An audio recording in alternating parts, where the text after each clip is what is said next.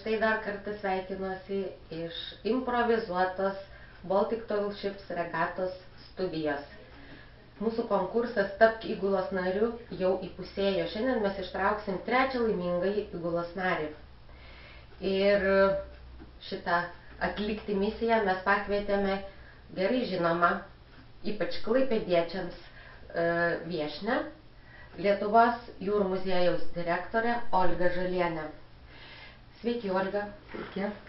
Pirmiausia, norėčiau užduoti keletą klausimų susietų su jūsų veikla ir su jūra pirmiausia. Jūrų muziejus, galima sakyti, net nebejojame, kad yra jūrinės kultūros lopšys.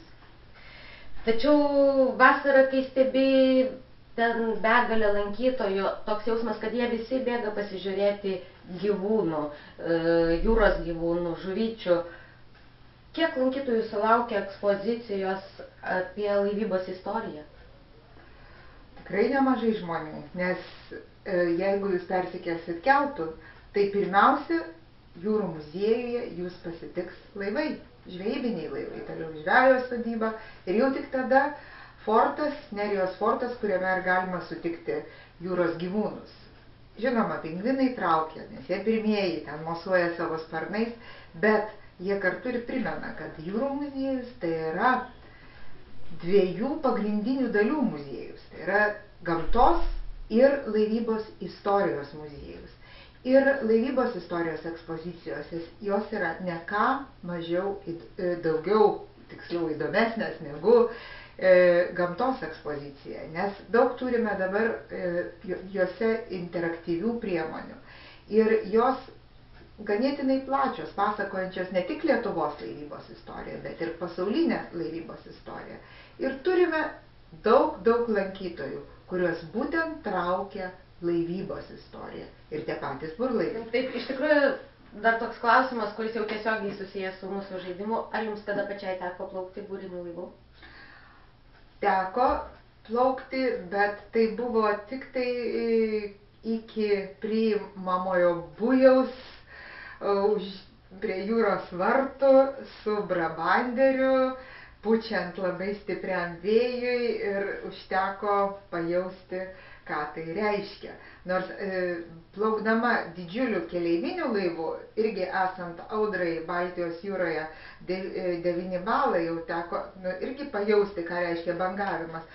Aš tikrai nejaučiau tokio sukimo pilvo ir skrandžio srityje, kaip plaukdama brabanderiu. Tai jau šiek tiek žinau, ką reiškia būt burlaivyje. Bet turbūt negąsdinsim mūsų pretendentų, tie, kurie nori išlošti, laimėti šią kelionę.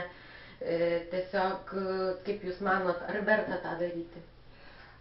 Manau tikrai, kad verta.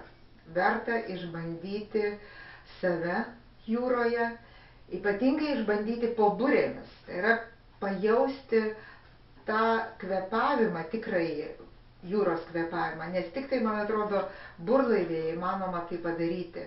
Ir žinoma, tai yra didžiulis šansas išbandžius save, paklausti savęs, ar iki šiol, ką tu darei, tai yra tai, ką tu nori daryti, o gal aš noriu, kad kita. Ir gali tai, visa tai gali pakeisti tavo gyvenimą. Plaukimas po baltom burėm. Ačiū labai, Olga. Na ir liko mūsų pagrindinė misija. Aš truputį dar pamaišysiu. Prašau, jūsų ranka bus sėkminga. Nešališkas traukimas. Dar neturim nei vieno klaipėdiečio. Aš tikiuosi, kad dabar jūs ištrauksite klaipėdietį. Na, vyniokit burtus. Gal galim tada kartu perskaityti? Galim kartu perskaityti. Gerai, viskas gerai. Šita pusė. Na štai, matau, kad jau vėl turime vyruką ir vėl Vilnietį. Mes turim trečią įgulos narį ir tai Paulius Ajauskas iš Vilniaus. Sveikinam jūs, Pauliau, tikrai nuoširdžiai sveikinam. Aš manau, kad Vilniečiai greitai persikraustys gyventi į Klaipėdą. Bet aš manau, kad tai yra labai gerai, nes ne visada Vilniuje gyvenantis suvokia jūrą tą tikrąją prasme, nes dažnai jiems jūra asocijuojas tik su paplūdimiu. O čia dabar puiki proga pajausti, kas tai yra. Tai kągi, bet nenusiminkite, kurie nelaimėjote. Pirmadienį startuoja naujas klausimas. Būkit aktyvus, atsakinėkit ir mes linkim jum vėjo. Vėjo. Iki. Iki.